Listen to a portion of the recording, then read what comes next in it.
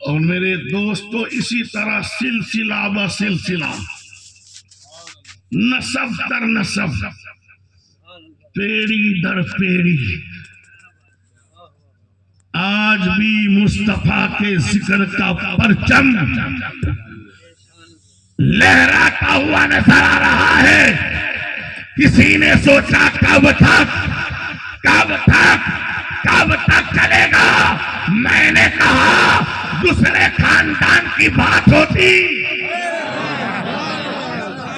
दूसरे खानदान की बात होती तो हम समझ जाते चंद साल के बाद, चंद महीनों के बाद, चंद सदी के बाद खत्म हो जाएगा। मगर ये खानदान किसी बादशाह का नहीं, किसी सुल्तान का नहीं, किसी हाकिम का नहीं, ये खानदान अली और फातिमा का खानदान है। दुनिया के सारे खानदान खत्म हो सकते हैं, अली फातिमा का खानदान खत्म होने वाला नहीं। अगर ये खत्म हो जाता तो शायद करबला में खत्म हो जाता। अगर ये खत्म हो जाता तो शायद करबला में खत्म हो जाता। अली अकबर चले गए, कासिम चले गए, आनो मोहम्मद चले गए, नन्ना अस्कर भी न बचा। दुनिया सोचती थी अब फातिमा का खानदान खत्म होगा, अब फातिमा का खानदान खत्म होगा। मगर एक ज़ैनुल आबिदीन को मेरे खुदा ने बचाकर दुनिया को बता दिया, न नबी की नात खत्म होगी, न नबी का खानदान खत्म होगा।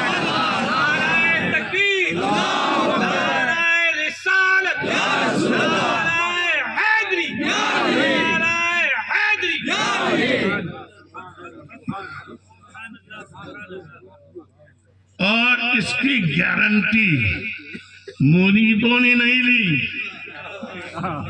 क्या बात है। कोई मुरीद इतराए नहीं कि बाबा हमारे लिए बचे।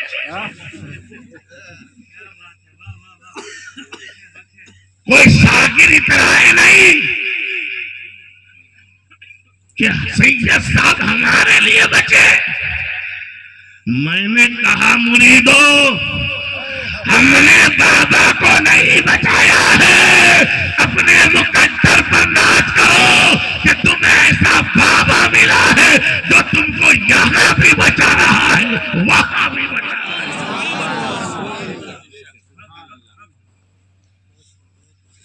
मेरे आका ने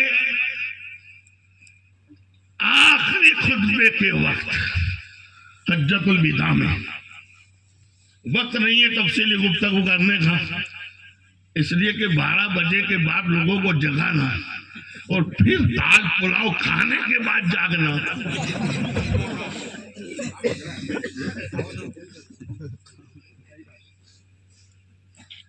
छोटे भी हमारे जाकिर बाबू कह के गए ना कि दाल पुलाव वाले चले गए,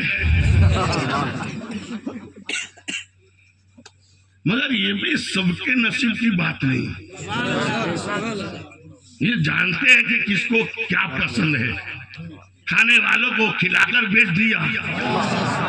जिसको जिस्मानी खुराक की जरूरत थी उसको जिस्मानी खुराक खिलाकर भगा दिया, और जिसको रूहानी खुराक की जरूरत थी उसको यहाँ पर बिठाया ताकि ये रूहानी खुराक खाकर ऐसे बन जाए जैसे बरेली के ताजदार ने कहा, जानो दिन होशो खिरत सबका मदीने पहुंचे, तुम नहीं चलती रजा सारा को सामान गया। मेरे नबी ने हज्जतुल विदा के खुतबे में आखिरी खुतबा सरकार ने फरमाया था, मैं तुम्हारे दरमियान 2 भारी चीज छोड़ के जा रहा हूं, तवज्जो चाहिए, जोर से कहिए। मैं आज अपने मुकद्दर पे इसलिए भी नाच करता हूं कि बहुत साल पहले मैं मोहरा वजीरी आया था बचपन में, मगर वो जब मैं आया था अपने दादा के साथ आया। आप शायद जानते होंगे मेरे दादा, जिसको आप छोटे साहब बाबा के नाम से जानते हैं, जिसकी दरगाह रुस्तमपुरा में है, जो नापार के थे, मेरे दादा थे। उस वक्त आया था तो मेरे दादा लेकर आए थे, और आज आया हूं तो शाह साहब के दादा ने बुलाया। ये भी तुम कर देखो, कल लाया था वो भी दादा था, और आज ला रहा है वो भी दादा है। जब मेरे दादा का ये आलम है तो सारे सैयदों का दादा इसको अली कहते हैं।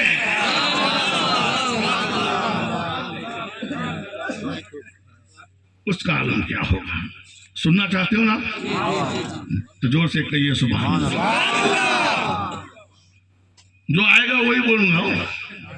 हाँ, मेरे नबी ने खुतबे में कहा था, दो भारी चीजें छोड़ के जा रहा हूं।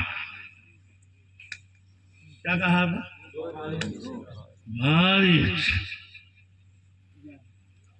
अरबी में जो जुमला है ना, उसका माना होता है भारी। दो भारी। सरकार का बोलने का अंदाज देखिए, मेरे नबी की जुबान से जो निकलता है ना, दुनिया को क्या सारी कायनात मिलकर भी उसको मेरे दोस्तों बदल नहीं सकती है। मेरे नबी ने भारी कहा। क्या कहा? दो भारी चीजें छोड़ के जा रहा हूं। कीमती नहीं कहा,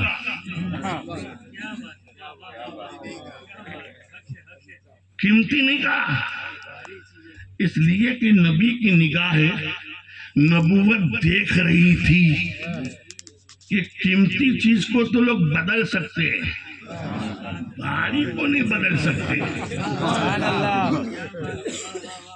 500 1000 कीमती थे, किसी ने बदलना चाहा बदल दिया, मगर जब भारी आया तो करबला के मैदान में ये पलीद नहीं, उसका बाप यजीद भी बदल न सका।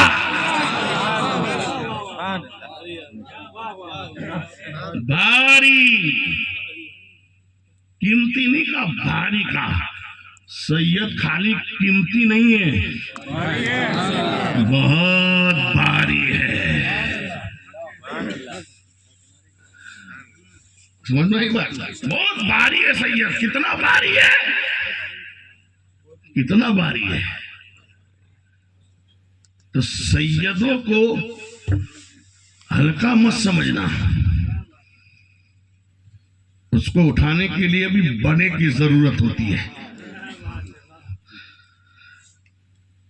बरेली के ताजदार ने सैयद को उठाया है, मगर उठाकर अहमद रजा ने सैयद को भारी नहीं बनाया। सैयद उनके कांधों पर बैठ गए तो अहमद रजा भारी बन गए।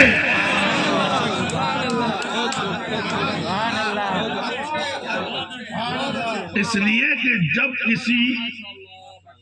किसी कमजोर चीज पर कोई भारी आ जाता है, जोर से जब किसी कमजोर पर कोई भारी आ जाता है तो अब उस कमजोर को भी कोई हिला नहीं सकता।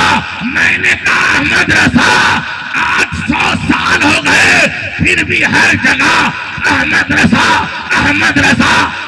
रजा क्यों है? तो बरेली के ताजदार ने कहा, जिसके नियामत में आया हूं और मेरे सर पर जिसका हाथ है वो हल्का नहीं है, वो भारी है।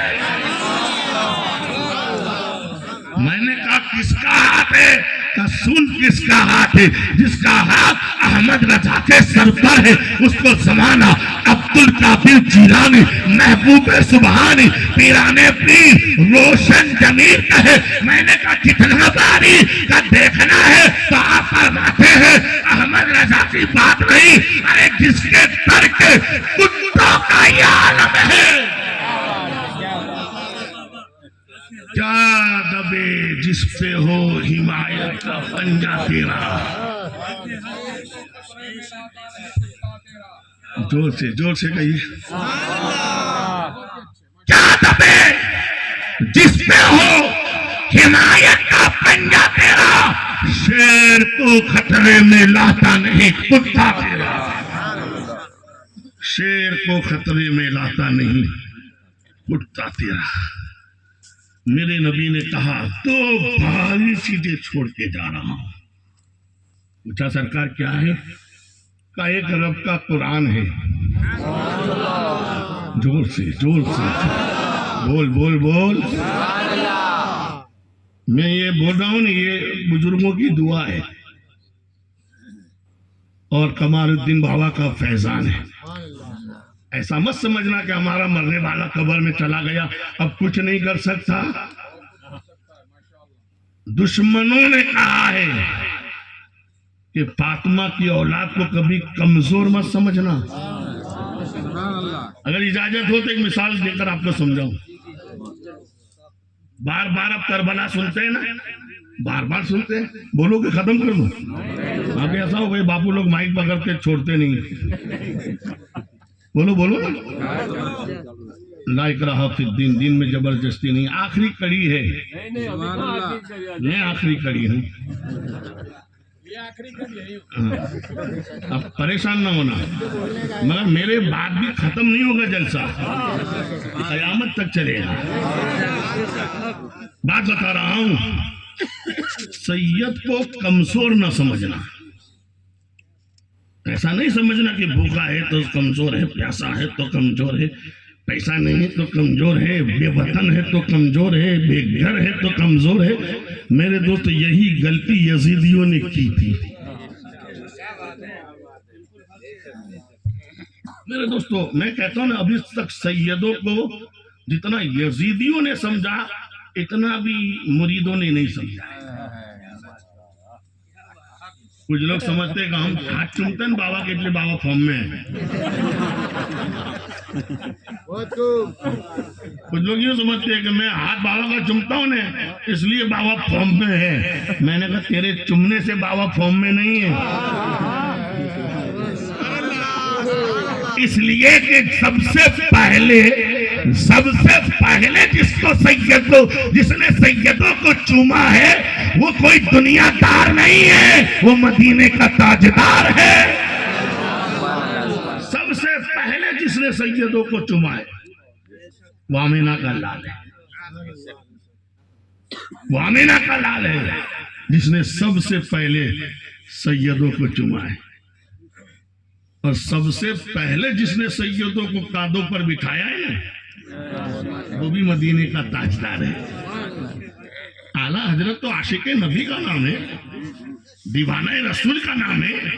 मेरे दोस्तों वो तो जानते हैं कि मैं सैयदों को ऊंचा क्या करूंगा, जिसको नाना ने ऊंचा कर दिया है। वो तो सुन्नतों पर अमल करने वाले थे, जहां मौका मिला सुन्नत पर अमल कर लिया। मिसवाक की सुन्नत पर अमल हो गया, हमामे की सुन्नत पर अमल हो गया, फला सुन्नतों पर अमल हो गया, खाने की सुन्नत, मिसवाक की सुन्नत, बहुत सारे आज बताते हैं। मैंने कहा खाली नबी की सुन्नत मिसवाक करना ही नहीं, नबी की सुन्नत खाली हमामा बांधना ही नहीं, नबी की सुन्नत खाली 3 उंगलियों से खाना ही नहीं। जहाँ ये सारी सुन्नत है वहाँ नबी की एक सुन्नत ये भी है, सैयदों को कांधों पर बिठाना।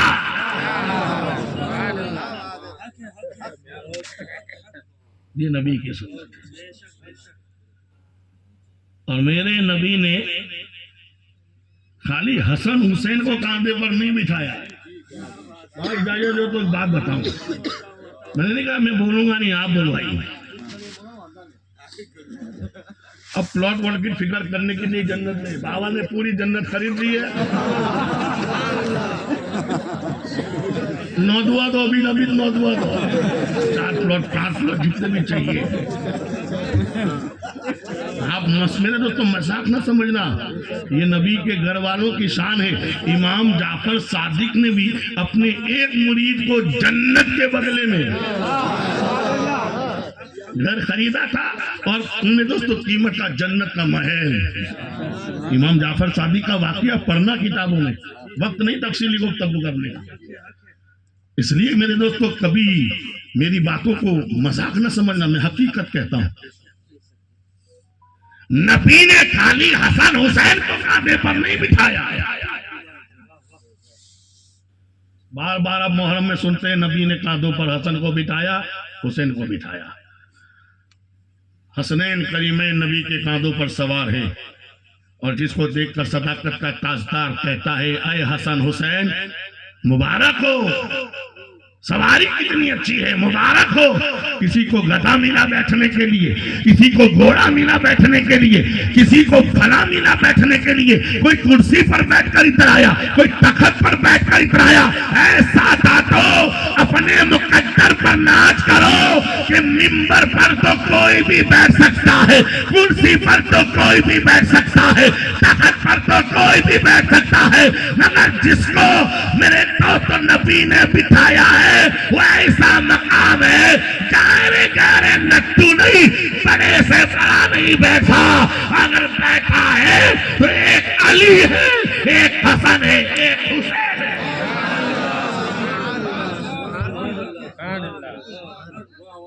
तख्त पर बैठना, कुर्सी पर बैठना, घोड़े पर, खच्चर पर, गधे पर कोई भी बैठ सकता है, मगर सैयदों को खुदा ने, खुदा के रसूल ने खाली कुर्सी तक नहीं रखा। अरे मखदूम अशरफ ने तो ठोकर मार कर बता दिया कि जिसके बाप दादा को अल्लाह और रसूल ने जन्नत की हुकूमत दी हो, ये दुनिया की हुकूमत क्या करेगा। मेरे नबी ने हसन हुसैन को कांधे पर बिठाया। अबू बकर ने देखा था कितनी अच्छी सवारी है। नबी ने कहा, अबू बकर खाली मुबारकबादी हसन हुसैन को ना दो, मुझे भी दो। तो क्यों? खाली सवारी ना देखो, सवार भी तो देखो। जोर से जोर से।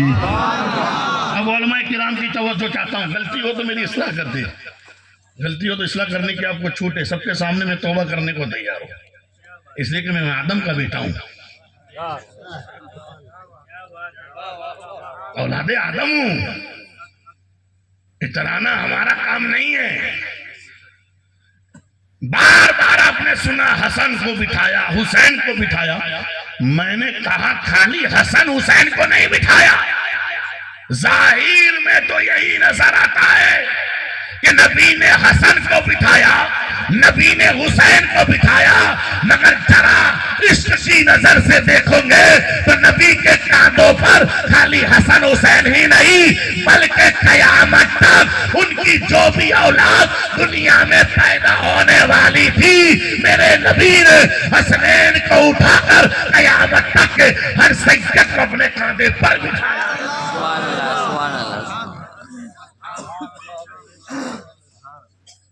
उस वक्त जाहिर में खाली हसन हुसैन थे। आप कहेंगे बाबा क्या फेंकते हो? मैंने कहा हिंदुस्तान ऐसे भी फेंकू से मशहूर हो गया है, मगर मुझे फेंकू मत समझना। क्या घर की हाँकते हो? मैंने कहा अगर घर की भी कहूंगा तो तेरे घर की नहीं, मेरे घर की है।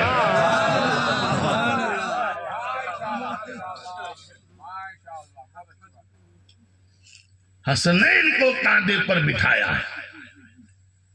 तो मैंने बार बार बुजुर्गों की जुबान से ये सुना है, उलमा से पढ़ा भी है किताबों में, कि हर बाप की रीढ़ की हड्डी में उलमा किराम बैठे। अब्दुल कादिर बाबू आगे आ जाइए, आगे नाजिम साहब, हाँ यहाँ आ जाइए, मेरे लिए पीछे क्यों बैठ गए?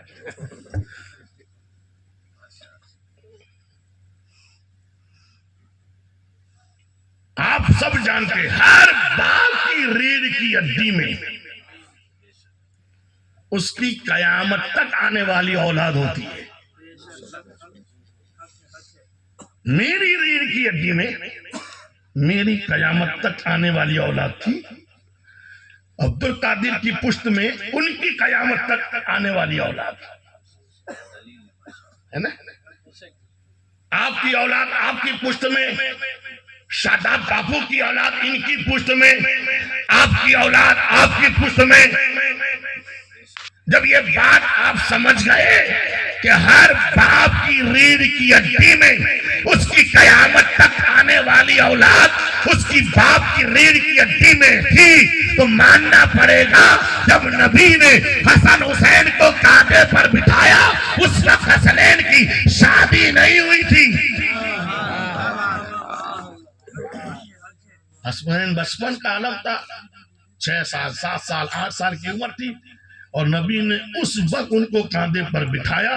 तो मानना पड़ेगा जब हसन हुसैन नबी के कांधों पर थे उस वक्त खाली हसन हुसैन न थे, जाहिर में तो हसन हुसैन ही थे, मगर निगाहे बातिनी से देखो, निगाहे रूहानी से देखो, मोहब्बत की नजर से देखो, हकीकत की नजर से देखो, उल्फत की नजर से देखो, तो मैं कहूंगा हसनैन के अंदर उनकी कयामत तक आने वाली औलाद भी मौजूद थी। जो हुसैन की नस्ल में आने वाले थे वो हुसैन की पुश्त में थे, जो हसन की नस्ल में आने वाले थे वो हसन की पुश्त में थे। तो मानना पड़ेगा जब नबी ने हसन हुसैन को कांधे पर बिठाया तो खाली हसन हुसैन को नहीं, ज़ैनुल आबिदीन को भी बिठाया, इमाम बाकर को भी बिठाया, जाफर सादिक को भी बिठाया। मेरे आका के कांधों पर हसन के साथ गौसे आजम भी थे, हुसैन के साथ गरीब नवाज भी थे। और ये कहूंगा तो गलत नहीं होगा, जितने सादात आज स्टेज पर नजर आ रहे हैं कल हसन हुसैन की पुश्त में वो नबी के कांधों पर मिले।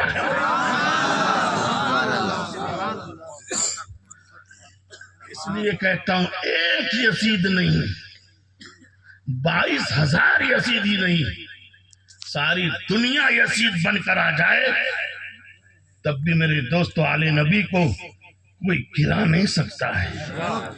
इसलिए कि आले नबी को जिसने उठाया है वो दुनियादार नहीं है, वो मदीने का ताजदार है।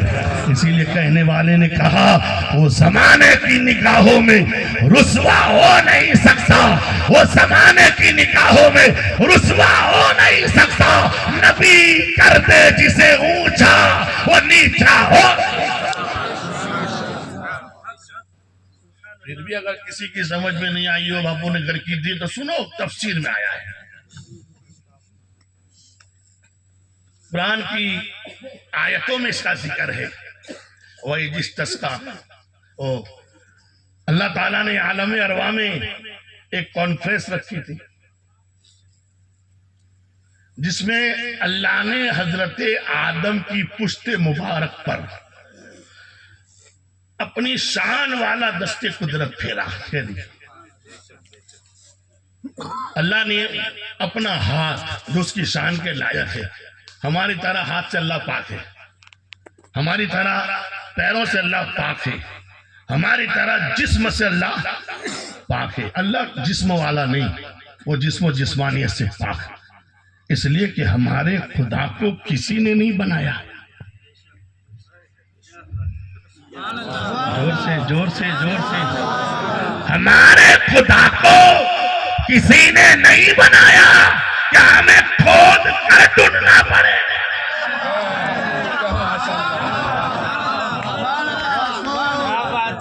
अरे हम किसी जगह नहीं, काबा जिसको खुदा ने अपना घर कहा, आज तक भी हमने काबे में खोद कर खुदा को तलाश न किया, इसलिए कि ढूंढा उसे जाता है जो दब जाता है।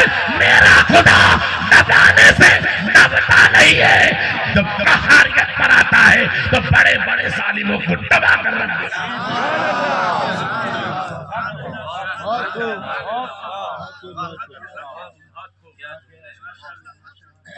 इसलिए हम खुदा को बनाते नहीं है, और लोगों का खुदा है, जब चाहते बनाते, जब चाहते दबाते, जब चाहते निकालते। अल्लाह जाने कहां कहां से निकालते। अगर थोड़ी भी इनके पास अकल होती तो ये सोचते कि कितने खुदा है। कभी संबल से निकला, कभी यहाँ से निकला, कभी वहां से निकला। अरे मुसलमानों को मानने वालों, आओ मुसलमान बन जाओ। तुम्हें इधर उधर ढूंढने की जरूरत नहीं है, बस एक मोहम्मद का दामन पकड़ लो, खुदा तक पहुंचा दिए जाओगे। इश्क करने से बैठक का मसा मिलता है। इश्क अगर सच्चा हो तो बंदे को खुदा मिलता है। अल्लाह ताला ने आलम अरवा में अभी आदम को जमीन पर नहीं भेजा, उससे पहले की बात, अल्लाह ने आदम की पुश्ते मुबारक पर अपनी शान वाला दस्ते कुदरत फेरा, अपना हाथ रखा। उलमा मुफस्सिरीन फरमाते जैसे ही अल्लाह ने पुश्ते आदम पर अपना हाथ रखा, कयामत तक उनकी जो भी औलाद पैदा होने वाली थी, इसलिए क्या हो सकता है हसन हुसैन की बात हजम ना हो। इतनी सारी औलाद, इतनी पुश्त में कैसे आ गई, इतनी सारी औलाद, इतनी पुश्त में कैसे आ गई, इतनी सारी औलाद।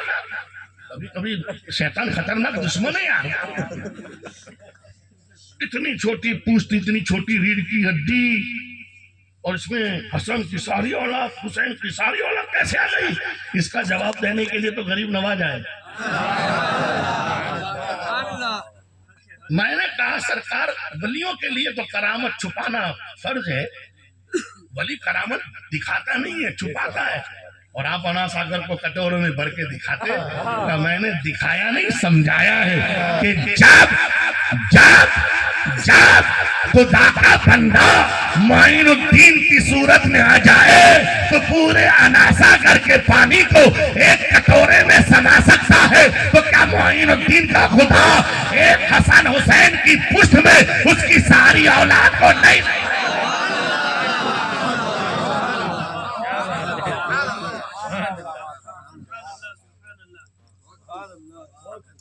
पुष्ट आदम में जितनी कयामत तक आने वाली उसकी औलाद थी, मर्द औरत, मुसलमान गैर मुसलमान, यहूदी ईसाई, अंबिया औलिया, कुतुब अब्दाल, करंदर, जाहिल, आलिम, मुत्तकी, परहेजगार, इमाम, मुक्तदी, पीर, मुरीद, उस्ताद, शागिर्द, चाय वाला, दूध वाला, पकोड़े वाला, ये सब थे वहां। थोड़ा सा बाबा सब आ गए, सब वहां पर आ गए, सब वहां पर आ गए, सब आदम के सामने पेश कर दिए गए। और अल्लाह ने फरमाया अलस्तु बिरब्बिकुम, क्या मैं तुम्हारा रब नहीं हूं? सब रूहें खामोश थी। सबसे पहली जिस रूह ने आवाज लगाई वो रूह मुस्तफा जाने रहा, भला तू ही हमारा खुदा है, तू ही हमारा खुदा है। आलम में ख्याल में मैंने सोचा कि वहां तो सब रूहें थी, मूसा की रूह, ईसा की रूह, दाऊद की रूह, इब्राहिम की रूह, इस्माइल की रूह, जकरिया की रूह, अंबिया किराम की अरवाहें भी मौजूद थी। मगर जब खुदा ने पूछा अलस्तु बिरब्बिकुम, सब खामोश रही, कोई जवाब नहीं देता। क्या मालूम नहीं था? मैंने कहा नबी को सब मालूम है कि कौन खुदा है। खामोश रहना इनकी बेइल्म की अलामत नहीं कि ला इल्म है, नहीं जानते, नहीं जानते हैं, मगर वो जानते हैं कि आज नबी ने, आज खुदा ने पूछा है। हमारा कहना और है, किसी का कहना और है। सब खामोश जब तक मोहम्मद ने ना कहा। इसलिए कि जानते थे कि आदम से लेकर ईसा तक सब अपने अपने जमाने में, अपने अपने दौर में, अपनी अपनी उम्मत के सामने जाकर कहेंगे अल्लाह एक, अल्लाह एक, अल्लाह एक। आदम कहेंगे अल्लाह एक, मूसा कहेंगे अल्लाह एक, दाऊद कहेंगे अल्लाह एक, इब्राहिम कहेंगे अल्लाह एक। सबने यही कहा, मगर खुदा ने नबुव्वत का दरवाजा बंद नहीं किया। मगर जैसे ही 12 रबीउल अव्वल को आमिना के घर में अब्दुल्ला का लत्ते जिगर बनकर सिद्दीक को सदाकत देने वाला, उमर को अदालत देने वाला, उस्मान को सखावत देने वाला, अली को सुजात देने वाला, जब मोहम्मद तशरीफ लाया और मेरे मोहम्मद ने कहा अल्लाह, तो खुदा ने कह दिया मा काना मोहम्मद नबा अहदिम मिन रिजालिकुम वलाकिन रसूलुल्लाह व खातमुन नबिय्यीन। मोहम्मद बालिग मर्दों में किसी का बाप नहीं, वो खातिम नबी है। सबने कहा अल्लाह एक, अल्लाह एक, अल्लाह एक। खुदा ने नबी को भेजना बंद नहीं किया, मगर जैसे ही मेरे नबी ने कहा, अल्लाह ने ऐलान कर दिया अब कयामत तक कोई नया नबी नहीं आएगा।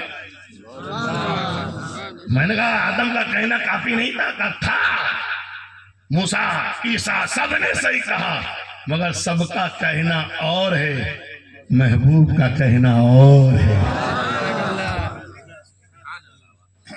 सबका कहना और है। आलम अरवा में भी सबसे पहले जिसने कहा अल्लाह एक है, वो मेरे नबी की जात है, सबकी रूहें। फिर अल्लाह ताला ने सारी रूहों को हुक्म दिया, जो भी औलाद थी सब आदम की पुश्त में आ गई। मैं बताना ये चाहता हूं कि जो खुदा कयामत तक आने वाली औलाद को एक आदमी